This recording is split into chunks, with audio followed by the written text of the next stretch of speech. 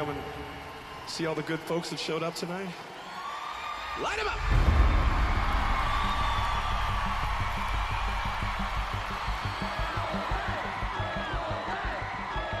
Back around the turn of the century, Nickelback explodes. They were omnipresent all over the world. I knew that I always wanted it to be a part of my life. I had no idea it was going to be this integral. It always felt right standing on stage and performing for people. We've been through a lot. We've been through a ton of stuff together. Half of my life has been the guy screaming into the microphone at the front of the stage. So I don't even know who the hell I am if I'm not that guy. In the 2000s, there wasn't a band on the planet that got more radio airplay than Nickelback. All of that exposure triggered a reaction. Why does everybody hate Nickelback?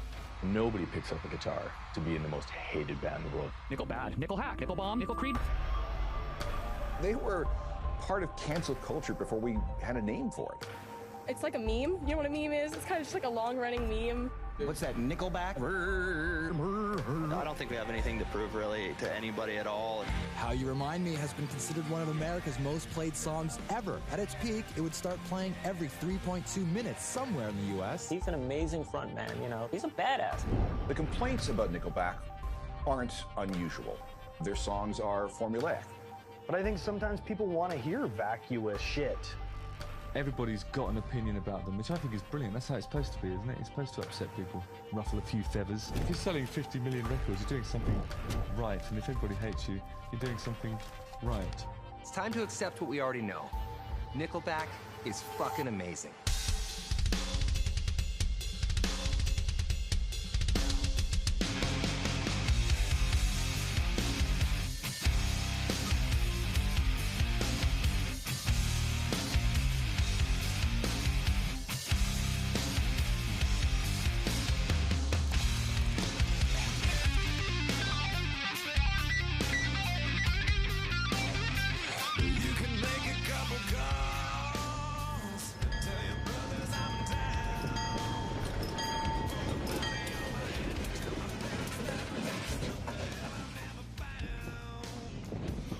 Growing up in Hannah. Have you been to Hannah yet?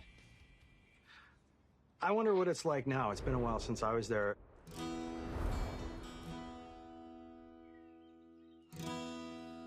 Hannah was the quintessential sleepy little farm town. But as a teenager, like in most small towns, you get to the point where you need to see more, and you would just be like, get me out of here. But growing up, it was the perfect place to be. I've still got several friends that are there. You know, there's something that feels good about that.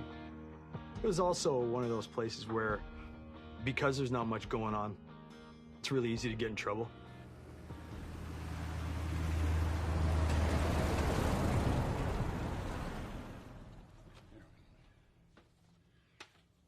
Mike was he was the quiet one. He didn't do anything wrong, but Chad was always doing some little thing to get himself in trouble. I don't really blame that all on Chad. I think he kind of inherited a little of that from me. We were what you could probably call inseparable. Chad and I have always kind of been a team, or it was Mike and Chad. Chad and Mike, you know, just always did everything together.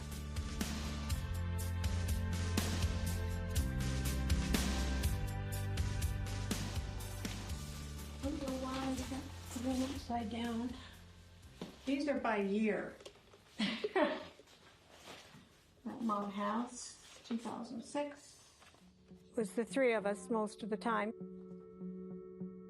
So Michael really took seriously looking after Chad and helping me as much as he could, always. Mike was always a really protective older brother. I think a lot of older brothers pick on their younger brothers. It was probably more the reverse for us. I think I probably gave Mike more of a hard time than he ever gave me, and he was always protecting me. I remember him getting in trouble for something He said, don't worry, I can talk my way out of anything. He was like 10. And he's used that to stunning effect since. Many, many years ago, it was, you know, when I was in my younger teens, it was brought to my attention that Chad's dad wasn't my dad. But it was not really like a, hey, sit down, you know, you should hear about this. It was more in like a moment of kind of heightened tension. It's not a good story, and I didn't handle it well. My mom just kind of like said, you know, this guy's not really your father. And it was like, Dad was supposed to be coming to pick them up, to take them somewhere, and rarely showed anyway. Michael was really upset.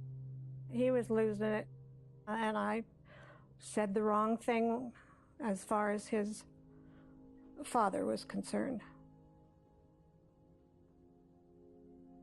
He's always been mine, and he always will be mine. So I love both my boys. So. We don't always do the right thing, even when we know better. He said to me that, well, I just, you know, always raised you up like you were mine. But, you know, he didn't really raise either of us. He wasn't around when we were kids. And I understand it, you know, like there was a whole bunch of political dynamics there that didn't involve us. My grandfather literally shot at Chad's dad with a shotgun, chased him with a shotgun. It wasn't a very harmonious group. He was told to stay away. It didn't matter what happened, I was getting blamed for it. And the best thing I did that helped was to get away from that community. I don't know that it alienated me from Chad so much. I kind of realized there was a difference between me and him.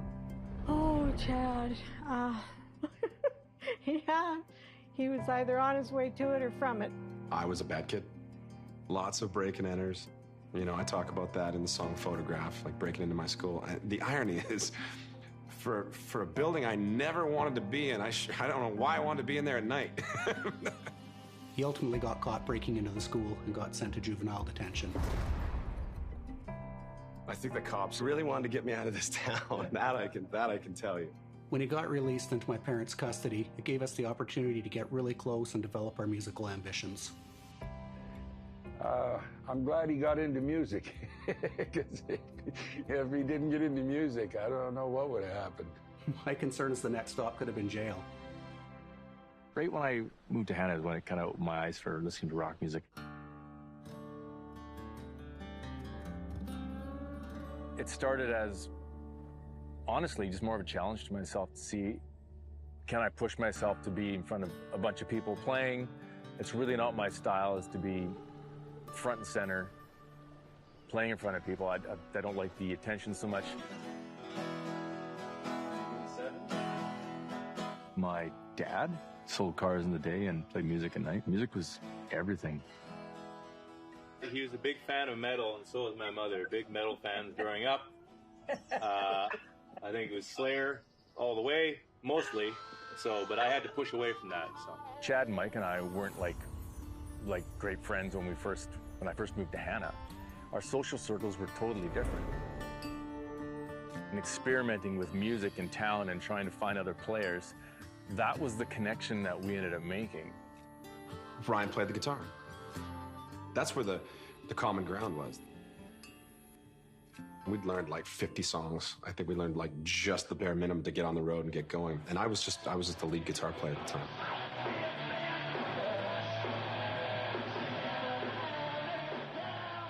I'm really glad that we got to do it the way we did it. Because you just get way more comfortable. Like what's gonna happen? You're gonna get up there, what? Something's not gonna work, someone's not gonna like you, someone's gonna yell you suck.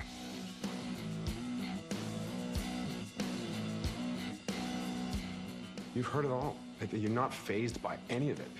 And what you start doing is you get this mantra in your head that's like, by the end of tonight, you're gonna get into whatever it is we're doing. You could be like, I didn't really like her first, but at the end of it was like, yeah, they're pretty good. And I think I learned that from our singer at the time. If he could feel the crowd not into us, he would go nuts. we definitely got to be better musicians by doing that.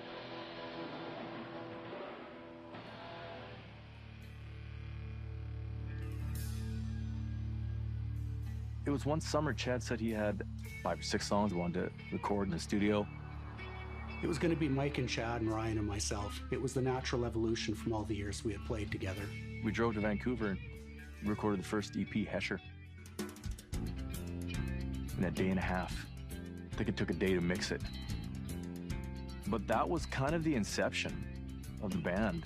It was really an exciting time as we were getting traction with our first single, Fly.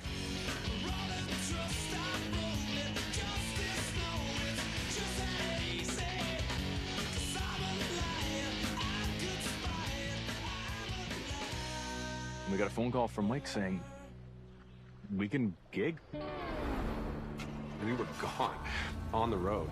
4 guys in a van that shouldn't have made it 2 miles, and they were living the dream. We were concerned about the boys out on the road and the safety. Is that all you were worried about? Not the pitfalls of the music business, going out and trying to make it, getting involved in drugs. I'm used to, yeah, but I was used to that with your dad.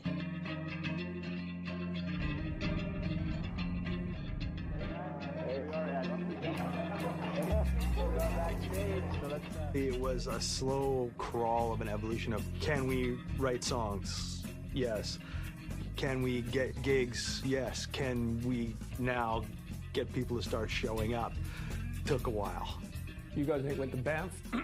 Nobody showed up. You didn't get paid. No, nobody showed up. And I remember saying to you, Jesus, I don't know how you do it. I wouldn't take the guitar in my case for less than $100, $150. And I remember you saying, Dad, this is what you have to do to get people to hear you. Which it sounded wise back then. Do you guys have our disc? 7 of you haven't. Just gritty rock clubs, exactly like you would imagine, like punk rock clubs, and the whole floor smelled like booze and cigarettes. It was what it was. It had its charm. Nothing is beneath you in the beginning. You know, you need all those gigs more than they need you, and you got to do them. I think it was in the town pump. Somebody had written on the wall. It says, "You be nice to us on the way up. We'll be nice to you on the way down." The sound of the band was like, it was very raw. Our music is, I call it groove rock, but definitely it's just sort of heavy rock and roll, but, you know, high energy. High energy. It was just, I mean, guitars ripping your face off. Big drums. And then Chad's screaming vocals.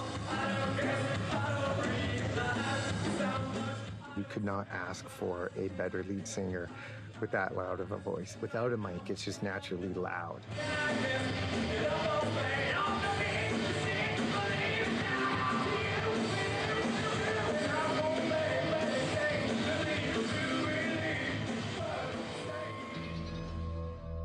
The toughest time working for the band was, you know, I think it's like, probably like a lot of bands, it's the beginning. 6 or 7 guys in a minivan and a trailer, and you've got to drive 8 hours, set up, play a show, tear down. You're playing in front of, you know, 10, 15, 20 people.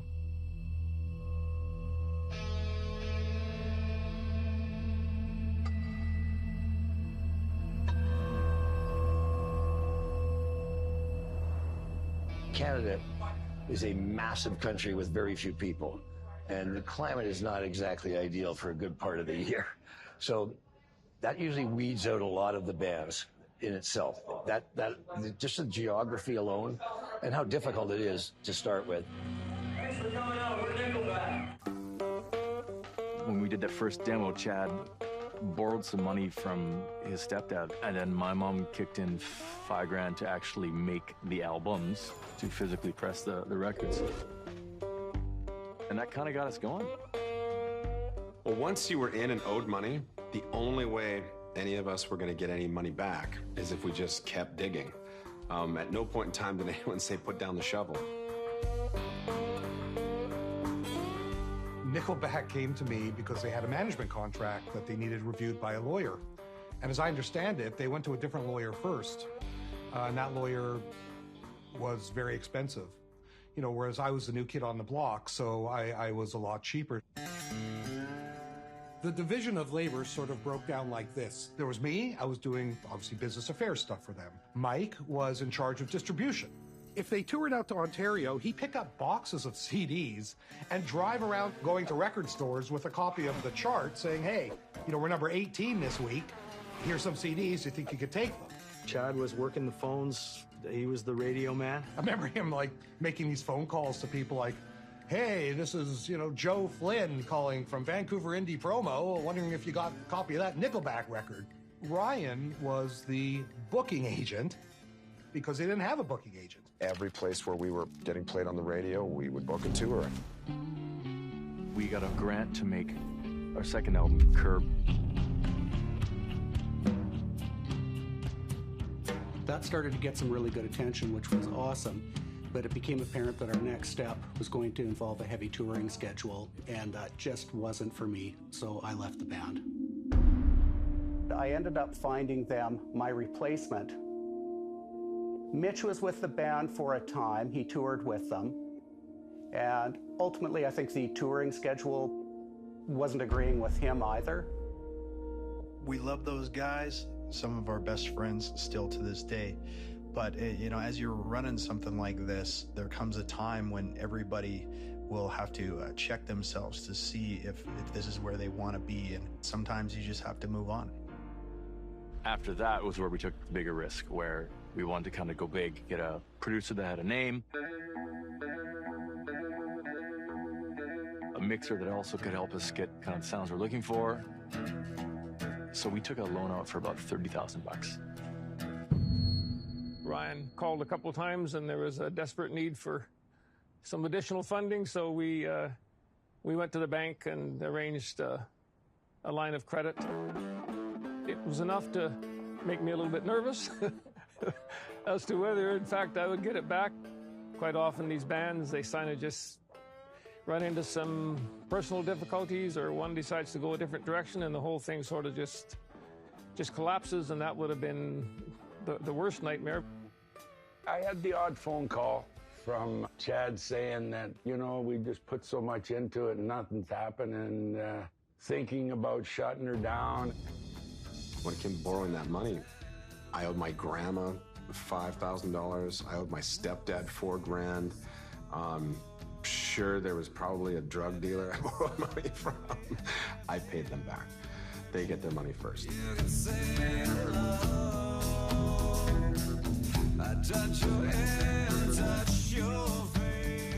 Everybody pulled together as a team and sort of moved the ball down the field. So to those of you who see this band as some big corporate sellout, fuck you. Ryan Vicadol was the drummer in our band right before we got signed. Bye-bye. When he sat down and played, he had this jazz feel, but the pocket was right there. My relationship with Ryan Peake, it goes back quite a long ways. I think I was 5 years old at the time. Ryan had brought like a drum over as like a birthday present, and I remember sort of bashing this thing to bits. We didn't have a manager. We had just took this loan up for the album, The State. No record label came back, except Ron Berman of Roadrunner Records. I had a mission to find a band that I thought could be like an arena rock band. And when I saw Nickelback, they had all the criteria for that. They had the songs, they had the swagger. They had some knowledge of how the record industry and the music industry worked at that time.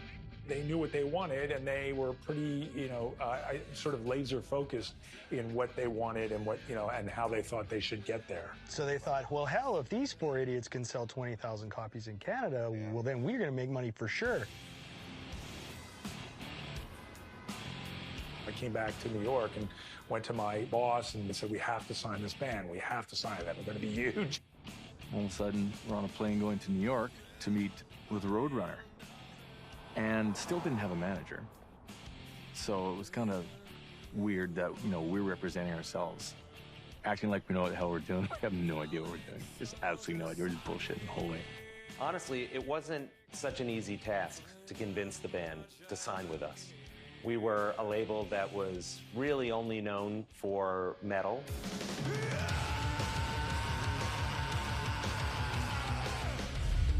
Joining a metal label was definitely strange. We didn't exactly fit in at that label. Well, we didn't fit in at all.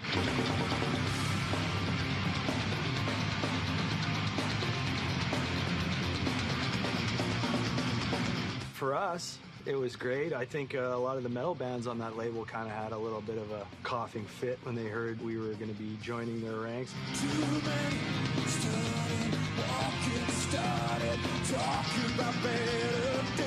Sitting in the meetings, knowing the label and what their background is, and just going, what the hell are we doing here? Well, it's not like we morphed into this rock label. We still were predominantly a metal label. Even at the peak of Nickelback, 90% of what we as a label were doing was heavy metal. The flagship kind of band at the time, I think, was Typo Negative. Coal Chamber and, I guess, Machine Head, and Slipknot was out at the time, I believe. Slipknot were the top dogs at the label when Nickelback hit. I don't think Slipknot loved the fact that Nickelback came in. Metal fans don't realize what a great thing Nickelback was for them, because everybody was, thought Nickelback killed Roadrunner. They don't understand that Nickelback helped keep the lights on. The success of Nickelback allowed Roadrunner to be Roadrunner, to continue. It continues to this day. When we put out the first record with them, the amount that the label invested in us far eclipsed what they got back. You know the old adage, don't throw good money at bad money? Well, they did. If we were on a major, they would have just cut us loose with the amount of sales we had. Whereas our label's like, listen, guys, we need that money back. So you better make another album, and we got to get that money back. The writing session is over because we got to play. All right, we got to go. All right, buddy. I just finished the chorus. I remember when Chad came to my house and he said, listen, I've got this tune. I'm not so sure, about it, but just play it to you. And he grabbed my acoustic. I heard it, and I'm like, oh, it sounds like a pretty good song. Like, it sounded like I didn't go, oh, smash hit. And I remember my wife was up in the loft of our house there, and she's like, that's a hit. She points down the loft, she goes, that's a hit. And we all got together in a jam spot, and we worked out all the production ideas.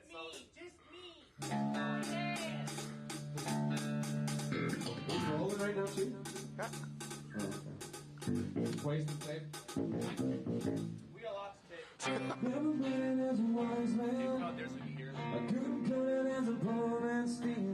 We just thought it was another song. We were kind of like, yeah, it's good. We like it. Mike didn't even want to lead with it as a first single. Mike was like, nope, let's go with Never Again.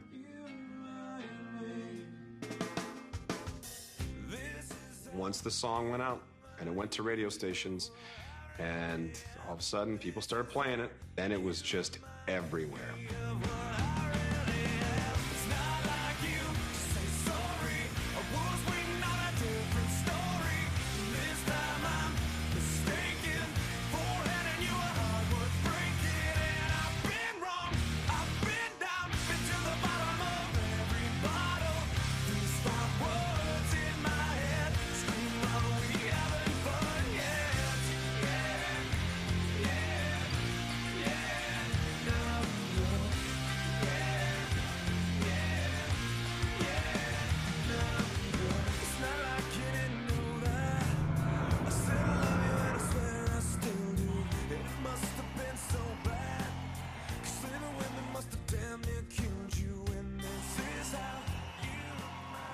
We went from playing like, a couple thousand seat clubs, just selling out arenas all over the globe.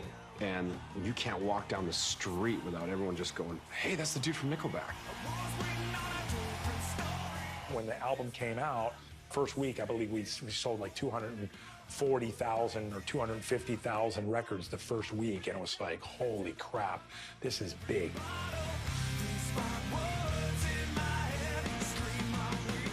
I enjoyed every second of it. Let me tell you. Oh my God, I felt like I tried to make that last twice as long, you know, the insanity. At the same time, almost back to back, I put up a song called Hero for the Spider-Man soundtrack. I am so high, I can hear heaven. So that was just like two on the radio nonstop. Nickelback explodes. They become absolutely ubiquitous. And for a while, it was fine. We have a mob of people. It just felt like a Beatles around there for a second. As How You Remind Me was just coming out of the top 10, we released Too Bad, and then that went into the top 10. And so there was like 3 songs in the top 10 just getting played at the same time. You couldn't get away from Nickelback if you tried. I mean, you would have had to go to the moon. You have critics who believe that they understand what good music is, and they hear a band like Nickelback, which is blatantly mainstream, but they were so mainstream that they were considered to be irrelevant artistically. And if you like Nickelback, well, then you didn't have very good taste. You didn't understand rock music. I've seen so many concerts in this building. Standing there, standing over there, right over here. Motley fucking Crue. Metallica. And now because of all of you, we get to stand up here and we get to do this. Thank you so much.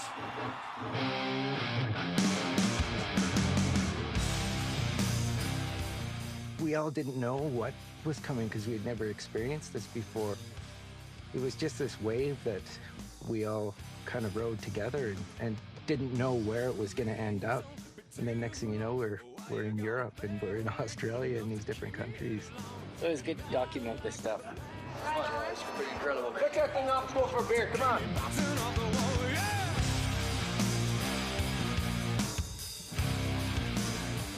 We put them on some tours that were absolutely brutal. They toured non-stop. Oh, it's a wonderful day here in... Where are we today? People that think it's glamorous going on tour, it's not. It's a weird ride. It's like a workout. If some days you just don't feel like working out, you know what I'm saying?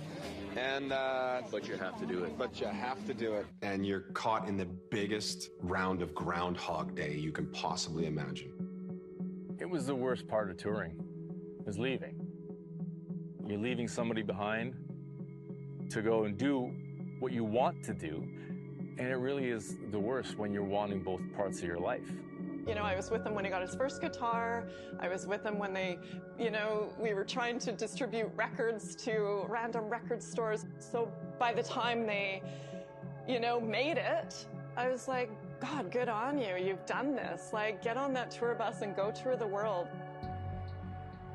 He was gone a lot.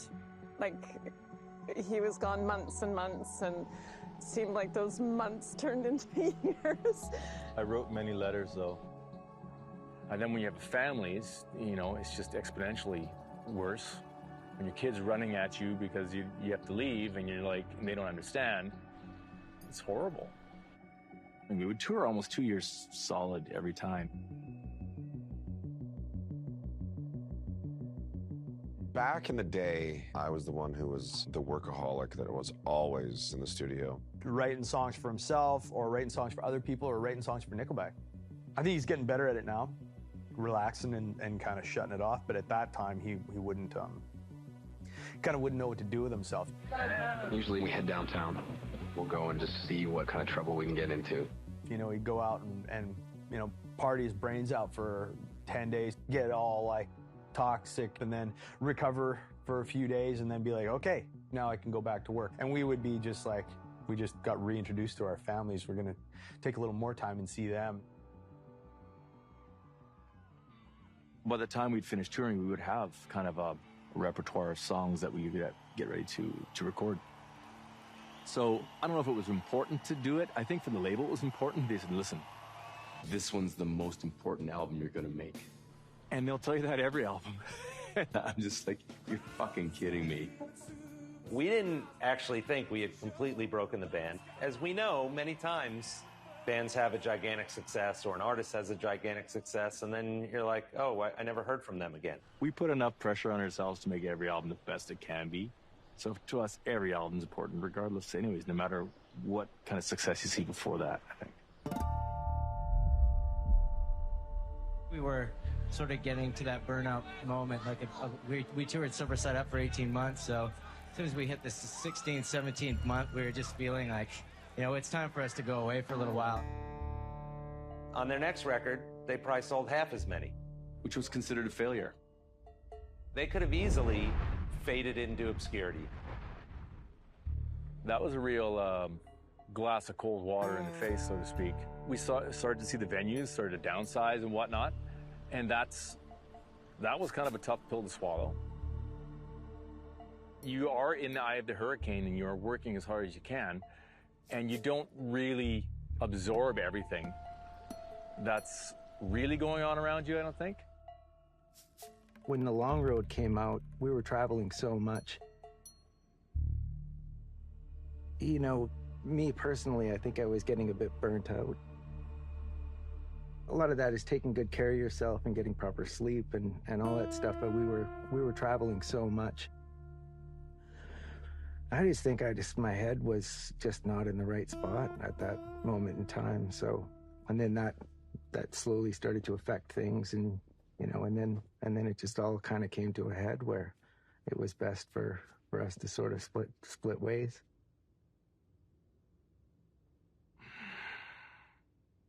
This is going to be tough to talk about. I didn't really see it coming as clearly as others did. So it was a bit of a surprise for me. There were some things I couldn't fight against, and I felt close to Vic because I asked him to come in the band. Letting him go, that was one of the hardest things I think I've ever had to do, is be a part of that process of telling somebody that, we're going to make a change, and he had to go. He was just such a brother and a comrade, and he was there in the trenches with us for so long. But it just got to this point where it just felt like he was going through the motions. We had to be a group and make a decision one direction, and it just, it's kind of like a divorce some ways.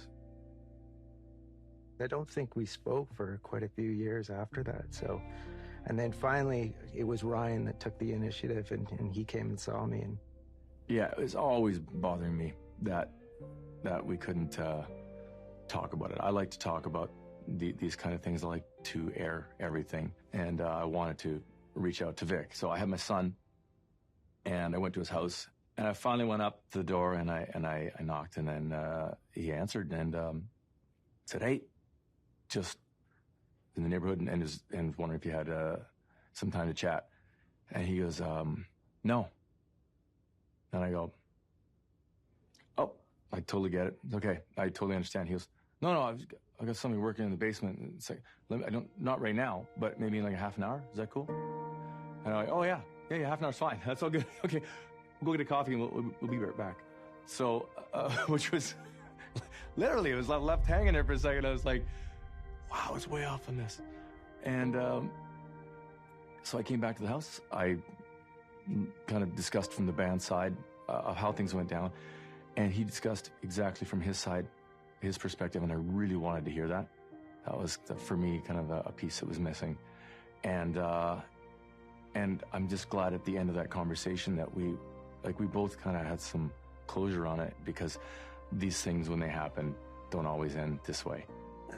I mean, yeah, when you look back on it, and there was tension there, and there was different feelings that people were experiencing, but life's too short to hold these grudges and go through your life where you got this thing on the back of your mind. And I remember when Ryan Peake showed up at the door and we went out and talked, it was the weight that like just goes away from you. It was, it was kind of a special moment. And I think when that happened, it really brought everybody closer together. I mean, you do so much with those people that you eventually, you're friends forever. He's one of the best drummers you've ever heard. From Vancouver, British Columbia, comes Daniel Adair. Daniel Adair. Am I a rock star? Yeah, I guess I am. Idiot. Fucking idiot. Can I say that? I was with Three Doors Down. We did a co-headlining tour with Nickelback in the States. Chad would watch my solo every night, and he was just a big fan of my drumming.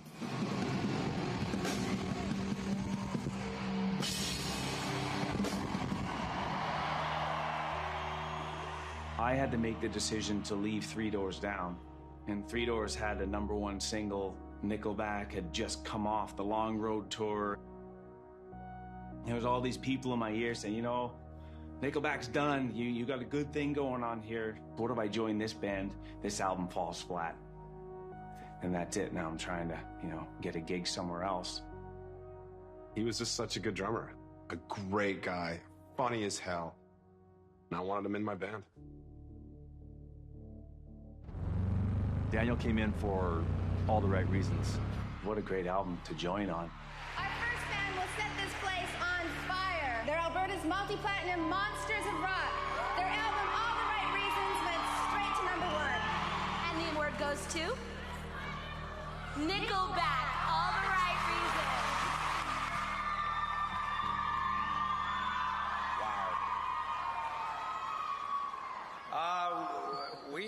We just kind of showed up because we were supposed to give one of these away tonight. This is extremely unexpected. We thought for sure that the Chili's were going to just clean house tonight. I'm through with standing in line. The clubs I'll never get in. It's like the bottom of the ninth, and I'm never gonna win this. Life hasn't turned out quite the way I want it to be. Tell me what you want. I want a brand new house on an episode of Cribs, and a bathroom I can play baseball in, and a king-size tub big enough for 10 plus me. So what you need? I would say when the band became absolutely huge and undeniable was All the Right Reasons. One of the best-selling albums of all time. Yeah. It's got wood. Just went diamond, too. We didn't know it was going to blow up that big. Like, how many #1 singles are on that album? You had 5 hit songs: Photograph, Far Away, Saving Me, If Everyone Cared, and then to top it off at the biggest song on the record, Rockstar.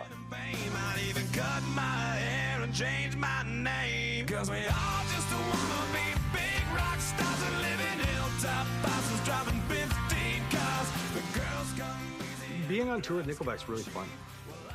The dressing room was always open. It was like, if you want to go in there and talk to him, go and talk to him. It was family. We don't often do things all together just because everybody seems to have sort of different ideas of what constitutes a good time. I can tell you my wife doesn't think it would be a good time for me to go out with Chad.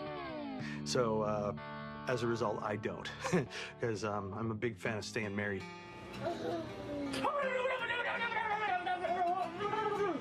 We never thought we'd get to the point where, we could take our own buses and all that kind of stuff. So when it did happen... We raised our kids and our first dog on the road. Daddy! That's right. Hey, Daddy! Hey, Dax. Hey, Mommy! Hi! Hey, Katie! Hi! It turned into the family bus and the party bus. So Chad and Mike separated at that point and rode different buses. Call your bosses. Let them know you're not coming to work tomorrow. You're getting drunk with Nickelback. There was a whole entourage. Like, literally, there could be 50, 70 people on the road just to make this thing happen. It was the biggest rock show you could see next to somebody like a U2 or something. It just became this juggernaut.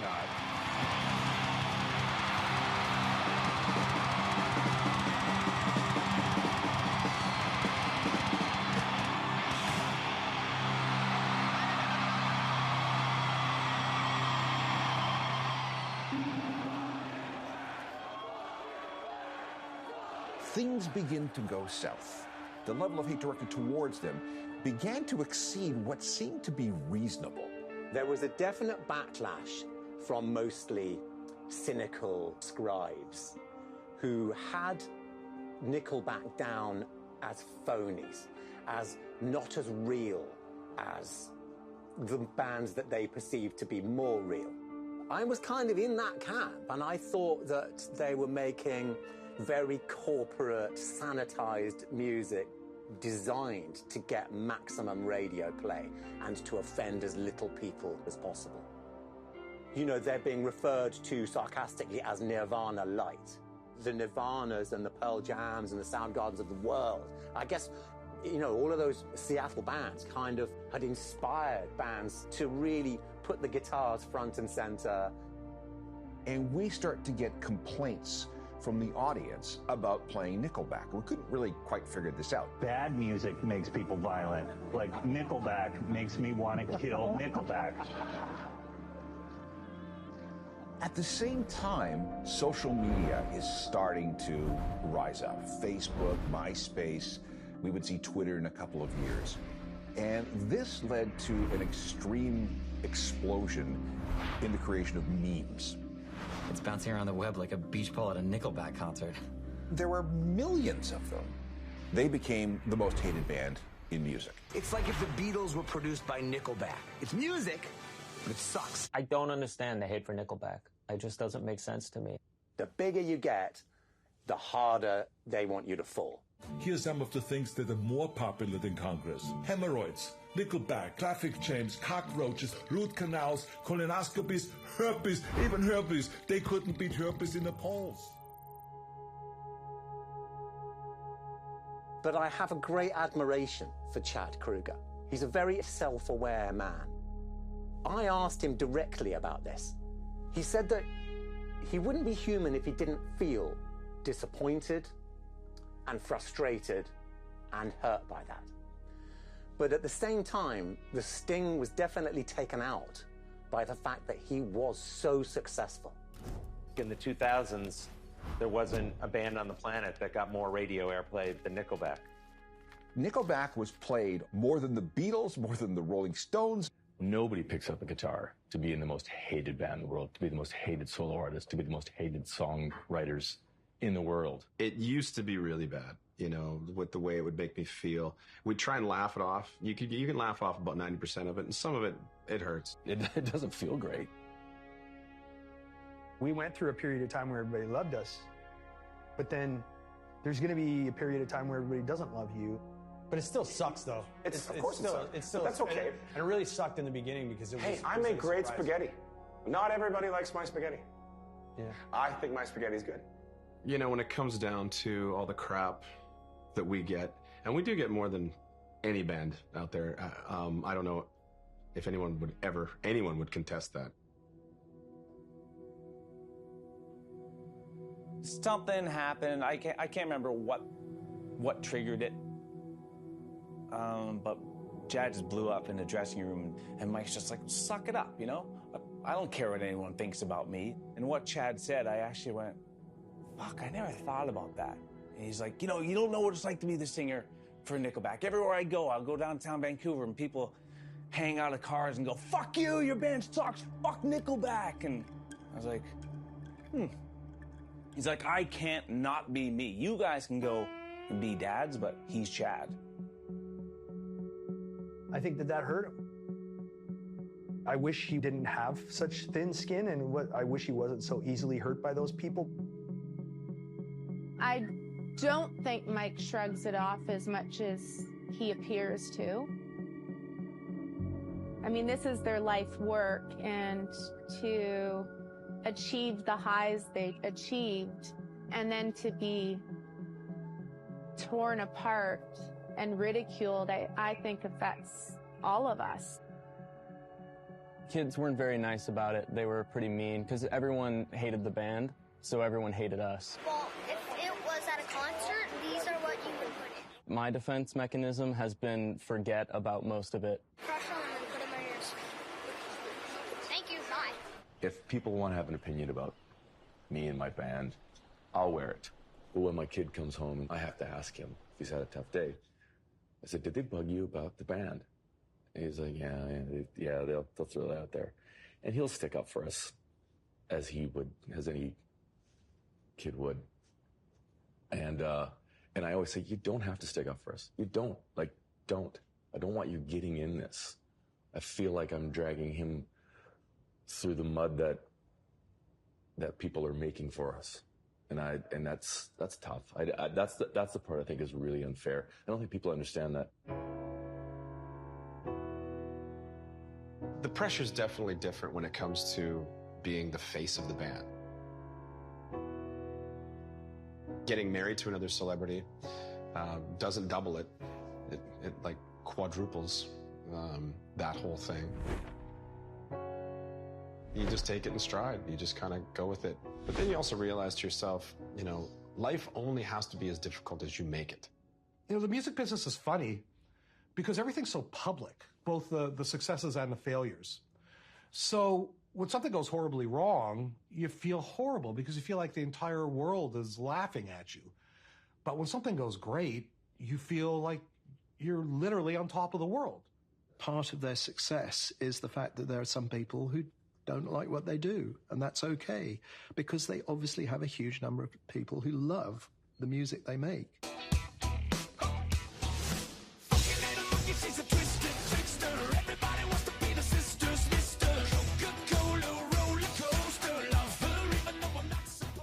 Dude, really? Nickelback? What the fuck? I hate this shit.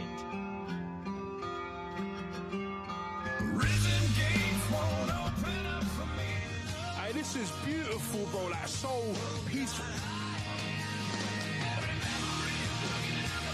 Woo! It comes with the territory, If you're a guy who wanders around in a black T-shirt, people who wear white T-shirts won't like you. It's really rare these days to have a consistent career and a run of hits and to be on top of the world for like 10 years or so like Nickelback was. Our fans are just so loyal, die hard. They don't give a shit what other people think. Hi. It's a picture. Ready? This is my dedication as well. I don't follow anybody else. I follow my heart, what I like. It's not a bad thing being a Nickelback fan. I've heard it all before. It's not going to stop who I am. It's not going to stop what I enjoy. And I will ride it out with it until the day I die. It's honestly a hope as an Albertan to know that people can make it and people can follow their dreams, but also a hope that there is still artists out there that care about their fans, that still have that deep community connection. These aren't guys that got big and famous and took off and changed their music, changed their style, changed who they were. These are guys that, even now are still out here, engaging with fans. You still see people in Oilers jerseys, people from Alberta coming out to support them. I think I'm in a way better place in my life now where I'm like, hey, it's okay. Doesn't matter. I play Nickelback songs to Nickelback fans. They want to hear Nickelback songs. And I want to sing them. So I don't have to go and try and win over someone who doesn't like my band. That sounds like some very strange form of torture. Probably for both of us. That's it. I'm done.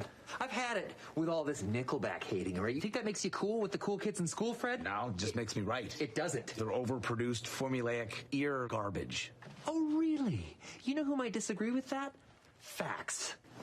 50 million albums worldwide. 11th best-selling musical act of all time. Billboard's most successful rock group of the last decade. 6 Grammy nominations, 12 Juno Awards. Those count. 6 Billboard Music Awards, 2 American Music Awards, 1 People's Choice Award, Canadian, and a partridge in a pear tree.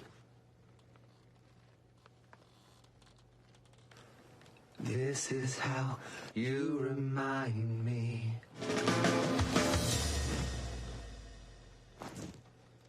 This is how you remind me of what I really am. This is how you remind me of what I really am. Chad, he's an incredible songwriter. Pop is porn. It's porn. They want to get you off. And it's just how they're going to get you off. The next musical composition that strikes your eardrums will have some of the deepest and most profound lyrical content ever written by mankind. I hate every bone in your body but mine. It's hard to be unfaithful when you never leave my side. If you leave me, can I come too? You will hear lines such as, "You look so much cuter with something in your mouth." Oh, I've read things about us that were shitty that were well said. The references to the stripper anthems and the blowjob songs and the party songs being a little bit vacuous, I don't think that's wrong.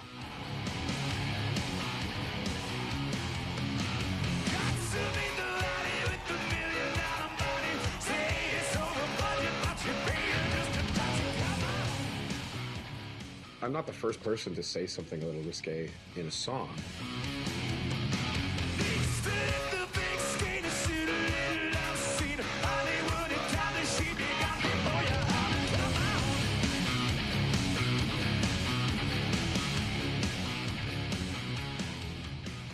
But I think sometimes people want to hear vacuous shit.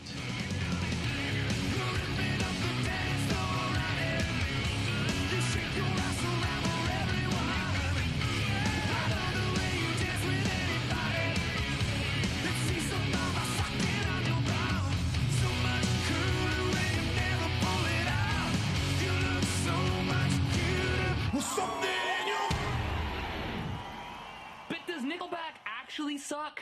No. Well, no. As a band, Nickelback doesn't suck at all. Every memory you're looking out the back door. I have the photo album spread out on my bedroom floor. It's hard to say it, time to say it. Goodbye, goodbye. Every memory you're walking out the front door. I found the photo of the friend that I was looking for. It's hard to say it, time to say it. Goodbye, goodbye, yeah!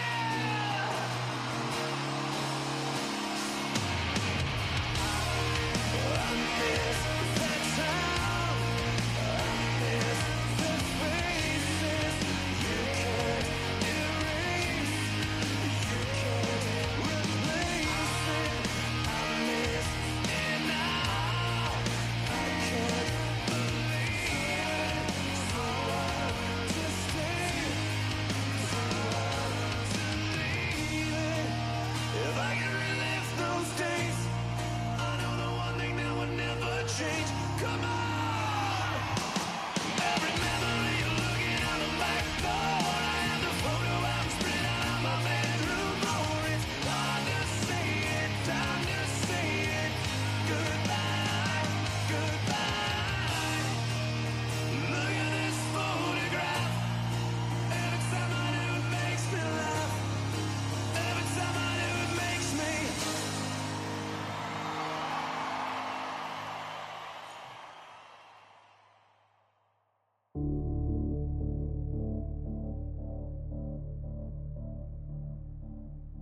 We were actually recording in Los Angeles. We would rent a house that had a home theater in it that was, sound treated, and we would just move all the shit out of the way and we would make that into the studio in these houses. I hadn't drank for a number of days, and I was going to the gym to work out. Keeps me from going insane, whether it's on tour, in the studio, or just going through life at home with the family. If I don't do something that sucks terribly every day, I don't feel like I've lived. I felt kind of a funny feeling on the left side of my head, it felt almost like a water droplet feeling. So I crawled down on the floor. I started trembling and sweating profusely, and then I was somewhat blinded and somewhat paralyzed. And essentially, the whole left hemisphere of my brain was fucked. An emergency room in Los Angeles is a very high-impact place. I couldn't see because I was keeping my eyes closed because of the vertigo, but, I could hear various situations of people, You know, people are dying all over the place. You know, it was pretty frenetic. We get there and they said, we think he had a stroke. Yeah. And I'm like, he's fucking 40. For the first 3 days, the doctors couldn't tell me whether he was going to live or not. It was absolutely terrifying and shock. They couldn't comprehend how he could have had a stroke because he's so young, so healthy, and so fit. I couldn't speak for Mike because I was too traumatized and just clearly in shock. Shit. That was also a very bad shot. Chad stepped in and answered all the questions, filled out the forms, helped them move Mike from the bed to the gurney when we transferred him. That night, Chad was a hero to both Mike and I. His wife was there. She didn't leave his room for days. She had other people bringing food to her. She didn't leave him. When you blow your brain up, you got to learn how to walk right, and in that process, you got to learn how to walk in a straight line while looking to the side or up. And it's like a sobriety field test, only there's no drugs or alcohol involved. So you're impaired, but you're impaired by your own wiring. So what would happen in the beginning is if I tried to walk, I would fall down. So I walked this driveway for a few weeks, 20 times a day. I think that a lot of people go through life blindfolded about mortality. Chad is a mystery to me in that way a little bit because I think he understands mortality, but I don't know if it's something he doesn't want to know about or look at or think about. I'm not sure. I can't tell.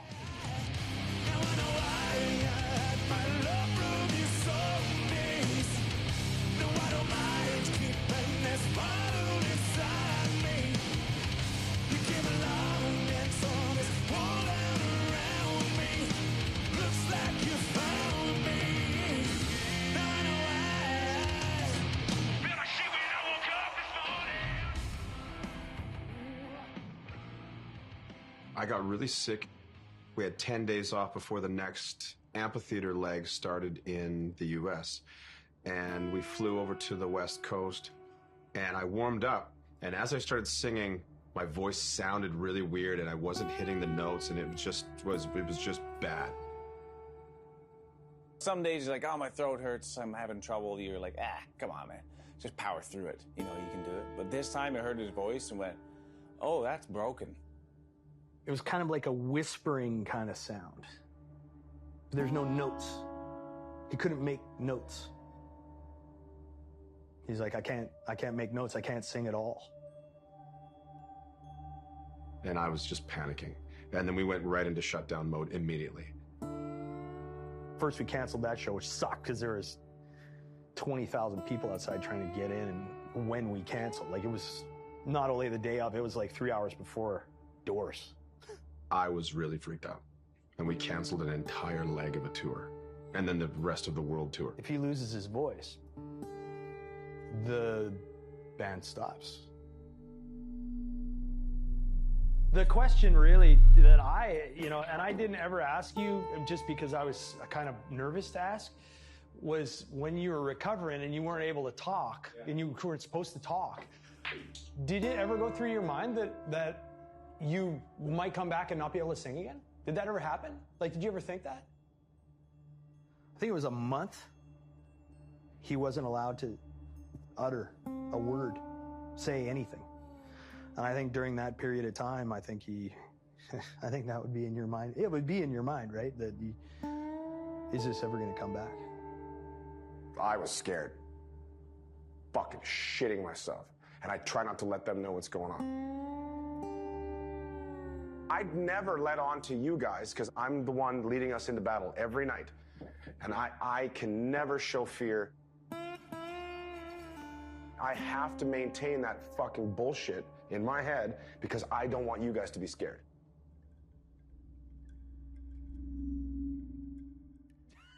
I checked the weather too. Should I It tell said him like that? 10 to 13. I'm like, Is that about? Hey, dude, I don't want to tell him. He'll punch me. No, he won't. He can't punch you. Well, he can punch you. He won't punch you. Thank you. Thank you so much. Come sit. I bet you're wondering why I've called you in here today. You're fired. I'm absolutely the new guy. Always will be. They went to school together. They grew up in Alberta together. They just have this thing, you know, they're family, the three of those guys. I'm in the band. I am in the band, but sometimes I feel like I'm not. I'm part of the family, but kind of like this really weird, distant cousin. We're in a weird spot not many bands find themselves in. Nickelback Lifetime Achievement Award for not going away. Yeah. Birmingham. I thought you meant Birmingham. You're welcome. They've got a new album coming up. Yeah, they've got a new album coming out in December. If anybody gives a fuck. Yeah, it's going to be great. Yeah. The band is saying it's some of their best. It's some of their work best stuff ever. It's the heaviest album they put out yet. We're supposed to play a song off every album. Maybe a new cover. Sex Farm Woman. Hosing down your barn door, poking your head. They'll love it. It's Spinal Tap. Oh, I'm not up on the Spinal Tap. Break Like the Wind. I know that one. Smell the love, yes. It's a very sexist cover. Sexy. What's wrong with being sexy? Sexy. You know, a lot of people would look at this band and assume that it's a dictatorship, right? Because Chad is such a strong personality. And me being the new guy, I don't try and weigh in on a lot of things, especially business, because it's their baby, right? But when it comes to song direction, it definitely seems like a democracy, you know? These people that come to the last 6 shows in these cities just want to hear something different. That's the problem. You know what I'm saying? And So if we play Leader Man and it's not the best response, No, at least, wow, they I don't fucking give a something shit. different. Well, we have 33 singles. There's no way we could play 33 singles a night. There's lots of songs that we'd like to play that we just don't play. Imagine if we didn't play Rockstar one night. I can't. How you remind me of Rockstar, I'm never coming out. And the manager's head just turns like this, like, no, Yeah, but that you, song can never be but you the could say same. that about Saving Me too. If you're stuck in this fact where it's like, well, we think that these fans only want to hear these songs every time we play, it's gonna be the same set list for the rest of your life. Do you keep making new albums with new music and then not play that music? It's a fragile balance.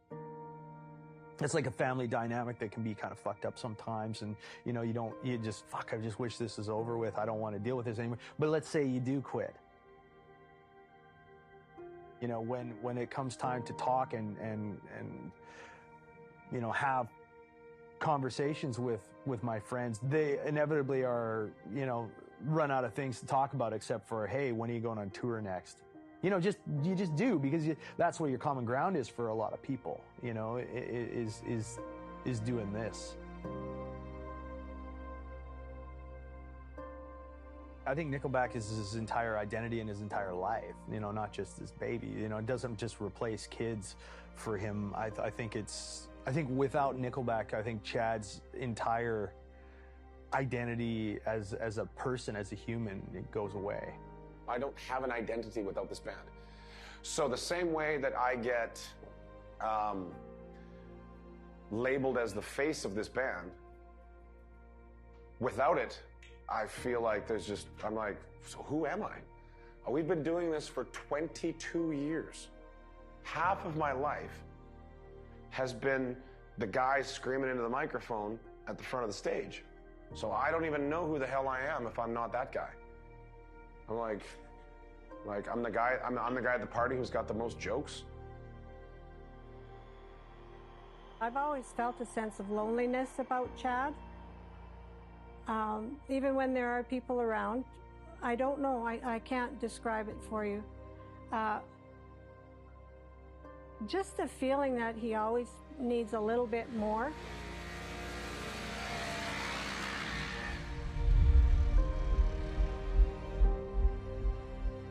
He's very caring and very loving and very wide open, and he is so easily hurt by someone who has the power to hurt him. And he's a good man. But you love breaking out of jail, man.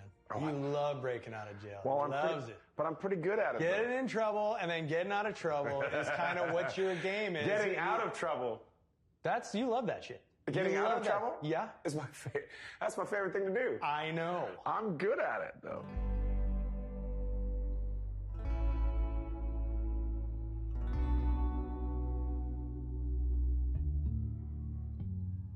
I got a question. Like, what's next? What do you what do you think? What do you think is next?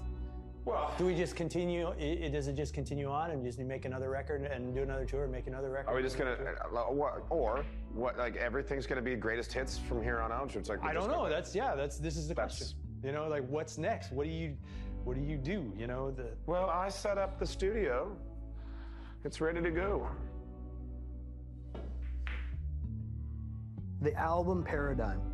Good question. And we've been asking this question for about 10 years because the writing's kind of been on the wall that albums are gonna take a form of irrelevancy, you know, at some point. And we've felt it coming and seen it coming. Who doesn't want to keep playing music for a fucking living? If you're not feeling it anymore, you don't do it anymore. Yeah, well, okay, but you know what? How long do we play to cover? How long do we stand on stage playing other people's music? You know what I mean? It's like, how long did we sit up there saying, fuck, I can't wait to make our own stuff and play it. But you know, for people. Everything does end, though. I don't know what the future of Nickelback holds. That's the thing. It's been that way the whole time. I mean, Nickelback is a big part of my life, but it's not the only thing in my life.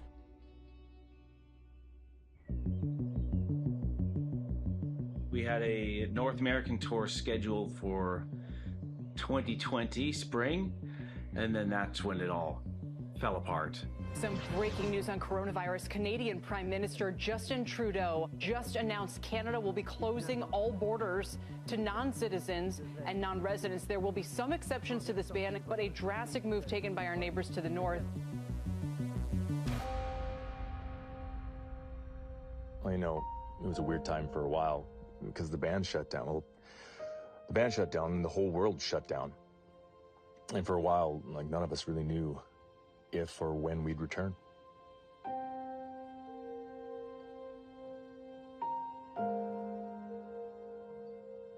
I was having a really tough time. My grip was getting frozen. My shoulder was raising up to compensate, and then my hip would always hurt. Yeah, it's that nerve that, you know, your ulna. It's this side of your hand. It goes through there like a funny bone and comes around. Over, I'd say 10 to 15 years almost. Starting the Dark Horse album in the studio. Just a little bit of lack of control in my right hand. If I start crying during the set, then it doesn't feel better than yesterday. I'll get some tissues. One more show, boys. The more I practiced, the worse I got. So now I didn't have bass drum control, I didn't have control of my right hand. Shit! Shit, fuck! It's a neurological disorder called task-specific focal dystonia. I just bottled all this stuff in, and you know, that's what guys do. We don't talk. We stuff it all down to say we can figure it out. That all suck balls. I knew that I had to fix this because the phone was gonna ring. I was really stressed about that phone ringing. So the guys got this offer to play a pre-Super Bowl party, and the gig was in something like 8 days, and I shit myself. Got into the studio, started with Animals, assuming that we'd go right into a heavy rocker, because that's usually what we do. I couldn't even make it to the second chorus. My arm it was like granite. Like, I'm not even 50, is like, I'm gonna retire? Like, what am I gonna do? Like, I was drinking a lot in COVID. But yeah, it was a pretty dark spot. I mean, I'm better spoken when I have time to think about it. I think a lot of people are, write a letter, because especially with that level of emotion, and if I couldn't imagine doing a conference call. The guys telling them it's over, so I wrote up this email and sent it to them. I pressed send, and I was like, I'm not in Nickelback anymore. Okay, I quit. I quit the band. My wife and I, we were talking about it. I mean, we were even thinking of moving, maybe leaving the country, moving, completely changing our lives, because this would change everything. And then my wife's phoning me. She's like, Chad, oh my God, Chad's phoning me. Do I get it? I'm like, I'll call him back. I'll call him back. Don't worry. So I just found a place to park, and I called him back, and he answered. He's like, hey, buddy. He's all happy. You know, I'm just like, oh, what's he going to say? Like, this is going to be terrible. He was just jovial Chad. Hey, man, heard you broke your dick. Like, okay. Immediately made me feel like, okay, he brought me off the ledge a bit. And Chad was kind of baffled. He's like, what are you talking about? It's like, we want you, buddy. We spent 18 years in the trenches together. He's like, we're family. We'll get you checked out. We'll fly you wherever you need to go. Specialists, whatever. We'll find out what's going on. We'll fix you. And in the meantime, when we have some gigs, we'll just hire someone. He's like, we'll wait 6 months. He said, we'll wait 2 years. He's like, we want you, buddy. That's it.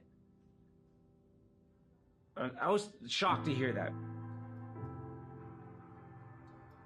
I always felt like the new guy.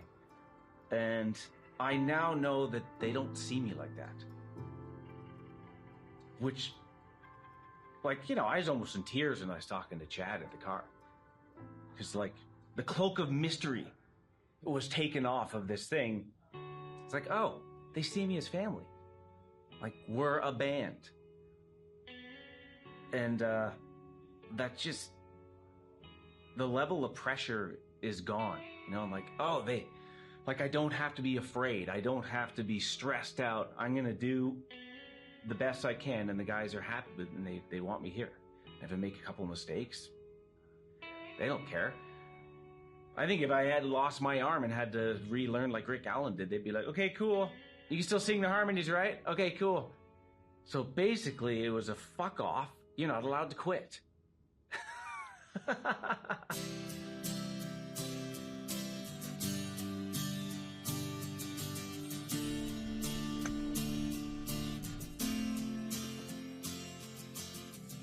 Nice wheels.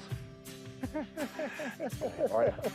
Like that? Your car just I know, looks like far mine. from home, right? It's just like mine. I know, isn't it? Hop in.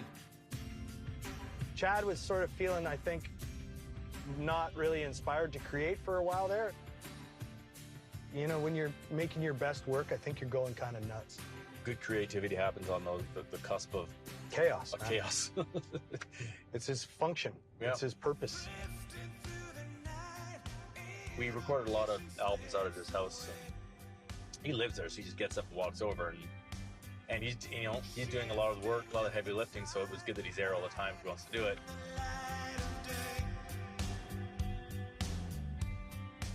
Chad is just a phenomenal songwriter.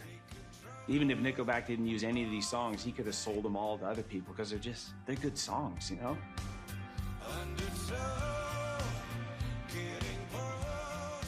He's really prolific in what he does. He's just coming out with stuff all the time.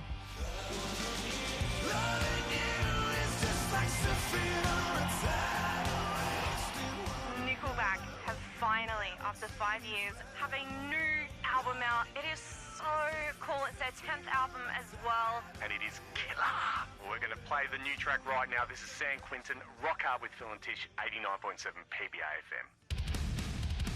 Here comes the band is coming. Okay. There's no possible way.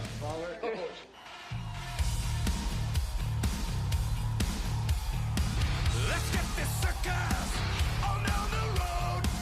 We're taking bets up on a tank and gas will go.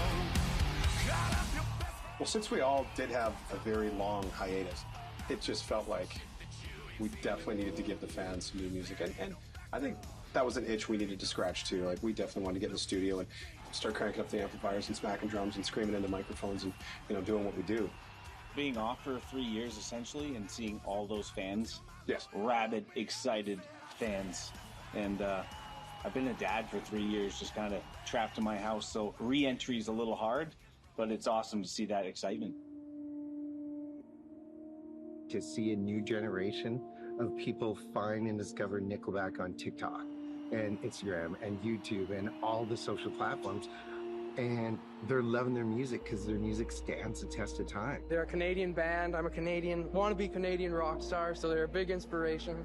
You know, I've listened to their music, I've played their music, and I'm here now. I've sweated to be here, you know. It's a hot day and I'm in all black just for Nickelback, so they mean a lot, obviously, yeah.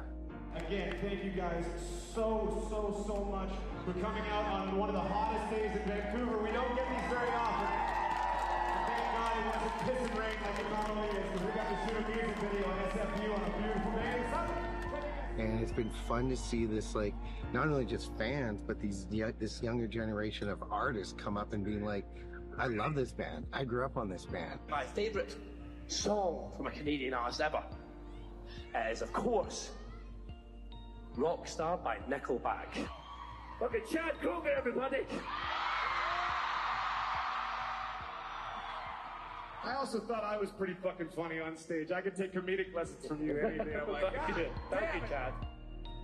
There's a rabid fan base. Yeah. It's just online. I mean, that sounds stupid to say. They actually are a Hot AC again, which is wild. Yeah. I looked today, they're at like 19 on the Hot AC charts. They're probably 15 years older than anybody around them.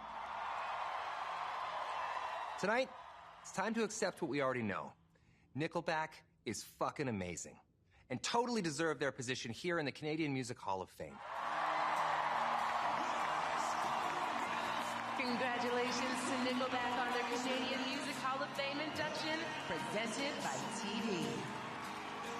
We love our job because everywhere music brings people together. Music transcends pettiness. Music lets us feel other experiences. Music shows how alike we all are around the world. It is that simple. And it's you, the fans, who have done that for us. The fans. So thank you so much. We're forever grateful. Thank you very much. Thank you so much. They mean so much to each other. They've grown up together. The chemistry is real. It's palpable. I think if you took any of them out and tried to put somebody else in there, I don't think it would be what it is. I couldn't be happier for those four guys on stage who had to live through all that negativity and to feel this amount of love and newfound respect is amazing. It's wild when you show them things from people, whether it's like famous hockey players, athletes, other musicians, other artists. musicians, actors. You're like, look at what this person said about Nickelback. And like Chad's first instinct for a while would be like, oh fuck, here we go. And now you're showing him, and he's like, it's like everything is just positive. Yeah, it's all positive. And did you ever have anybody come up to you and say, fuck Nickelback? No. I never met. Oh, that's a lie. I had one guy, and there was a fight. I just think you guys are laughing because you're still talking. The internet just keeps them alive, and that just shows the staying power of these guys. Do you need a gig? She's our press secretary now. Why do I have to be Dave Coulier? This is ridiculous. Don't leave. I'm keeping the RoboCop suit. We all just wanna be big rock stars, living hilltop houses, driving 15 cars. The girls come easy and the drugs come cheap. We all stay skinny cause we just won't eat, and we'll hang out in the coolest bars and the VIPs with the movie stars. Every good gold digger's gonna wind up there, every playboy bunny with a bleached blonde hair, and we'll hide out in the private rooms with the latest dictionary and today's who's who. We'll get you anything with that evil smile. Everybody's got a drug dealer on speed dial. Hey, hey, I wanna be a rock star.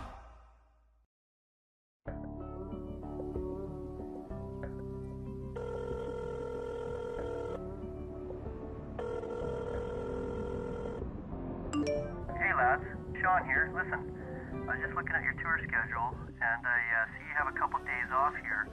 Would you guys maybe be interested in coming to Hannah to play a show? I kind of have a scheme here to do a fundraiser. You know, it'd be great to go under the guise of Village Idiots and play the music that we grew up to and have a great time. Anyway, let me know if you're interested. Give me a call. Take care, guys. Cheers.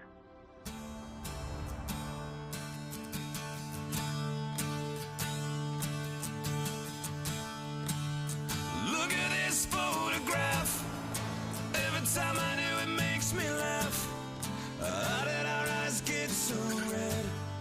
And what the hell is on Joey's head? And this is where I grew up.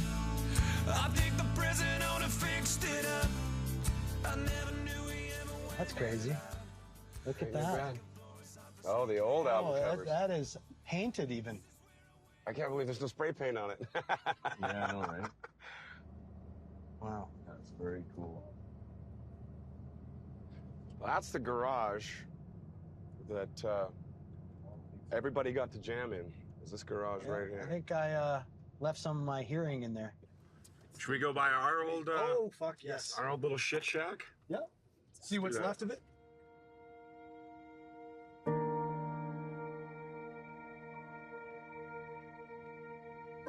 I knew it was small, but I just don't even remember being that small. It's even smaller on the inside. Box.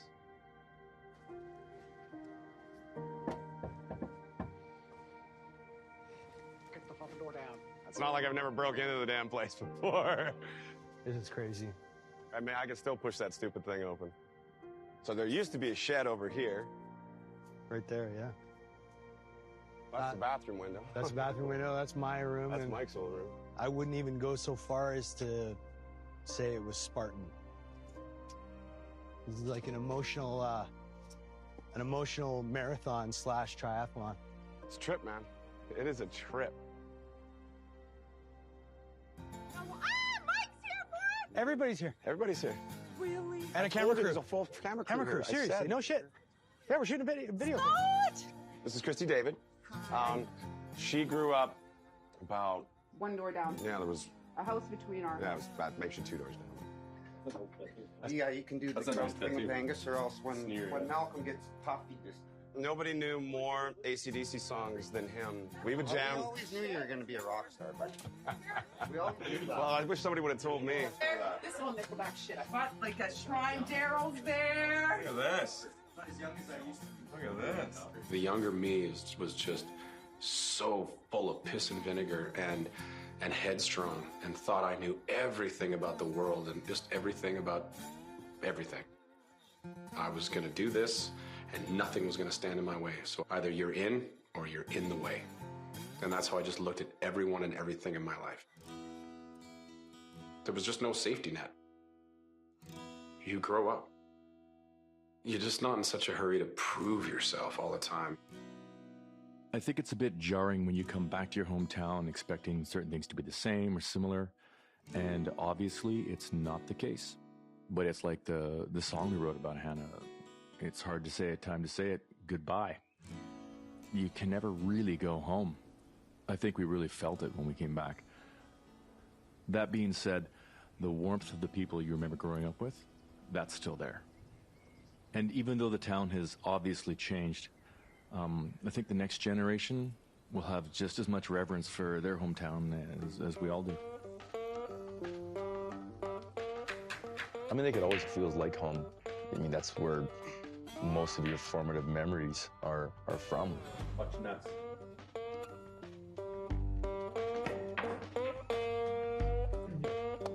First time. And I'm not going to bank That's what I it. said. You're going to play right. I remember these tables well, and they've got a little button in here that I don't know if everybody knows where this button is. But there's a button right back here. You just do one of these. Yeah, all at the same time.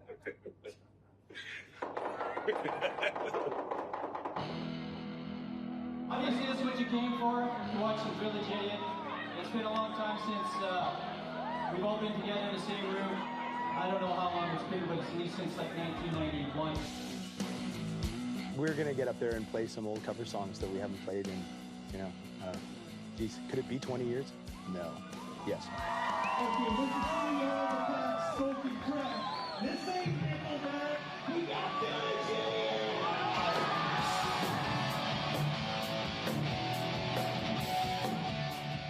We've come from England all the way to Hannah to see Nickelback.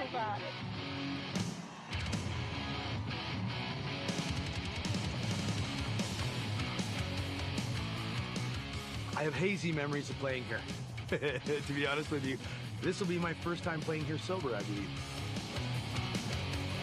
Probably one of the first times I've played in this town sober, like ever, including rehearsals. So, you know. Fix that. Yeah, well, that could be changed at any time.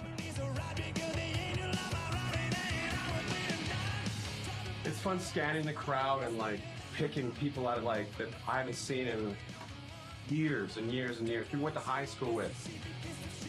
I mean, I think if anybody goes to any kind of a small town somewhere, they may not understand the value that it has for people that actually grew up there. That's home.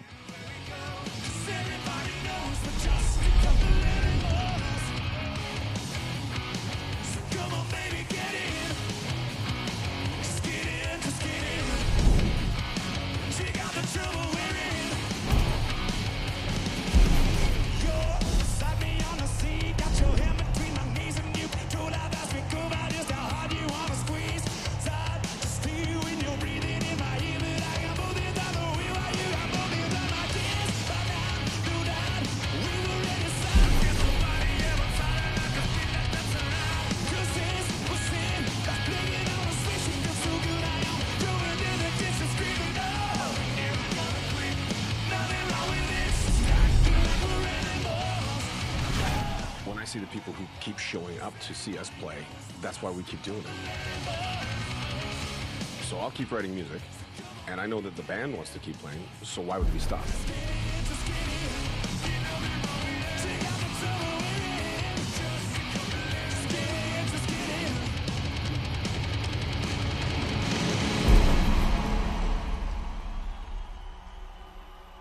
I'm really glad that I've got the three guys that I've got in my band that I can lean on for anything, because they are the most down-to-earth, humble humans that you could ever be in a room with.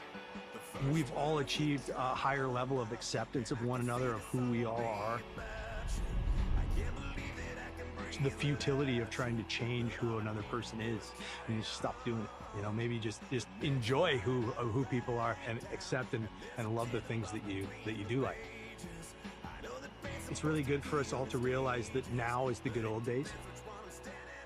We're in very much a different space, and I really do believe, I'll say it again, that COVID took it away from us, and that's what made everyone go, well, actually, I want that back. I would like to have that back now. I love being around these guys. Just the laughs we've had, it's amazing. I can't imagine what the whole tour is going to be like. I think future looks bright. As much as, you know, I can say Nickelback doesn't define me, there's a certain element of this that does define all of us. And Chad appears to be the most entrenched in this. We're all entrenched in this. Standing there when you hear the swell of people, that's the gold. And I'll kind of nudge Chad, and I'm just like, this is a pretty cool job. And it is. I hope that in my time on this planet, I have made some songs or some music or something that you might enjoy. And, you know, I hope that I've made someone's day just a little bit better.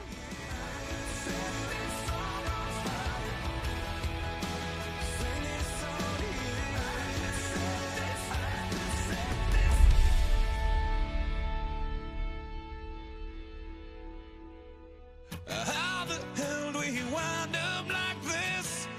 And why weren't we able to see the signs that we missed?